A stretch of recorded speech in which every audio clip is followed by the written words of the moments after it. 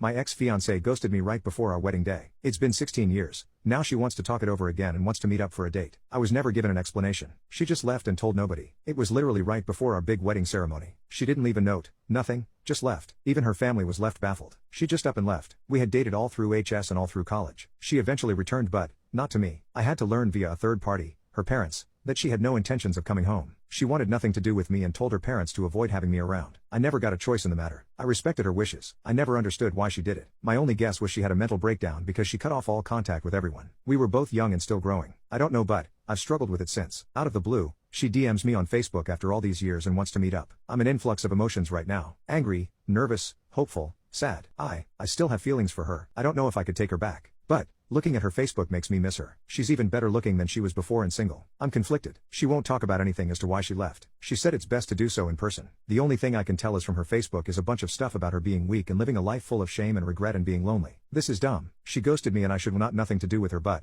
damn it, I still have feelings for her. I never stopped thinking about her. What should I do? Ghost her in return? Call her out? See where this date takes us? Update. Well, that was something. I got closure at least. We met at a cafe and sat and talked outside. The first thing I noticed was how badly scarred her arms were and how much pain was in her face. Long story short, she wanted to break up long before the wedding. She was too weak and cowardly to speak up for herself. She had a complete nervous breakdown over everything. She had been tired of being forced into doing things she never wanted to do and never having the guts to stand up for herself. She was mad at her family pressuring her to get married and pump out kids. She was mad at them for forcing her into a degree that she didn't want. And she was mad at herself for not being able to speak up. Nothing she did was justified, which we agreed on. When I first proposed to her, I did it in a public area. I had put her on the spot and she wanted to say no but, she couldn't bear to see me hurt. She was right. I made all the choices for her. I was a very different person back then and she was very meek, as in she just went with the flow and had no backbone. I drowned her voice out often and often never gave her the chance to grow to be a person. Back then I was often focused only on myself. Well, everything came to a climax and she had a complete mental breakdown. She ran away from her problems at the behest of her best friend and the only person in the world she ever trusted. As she said, it's the only thing she knows how to do.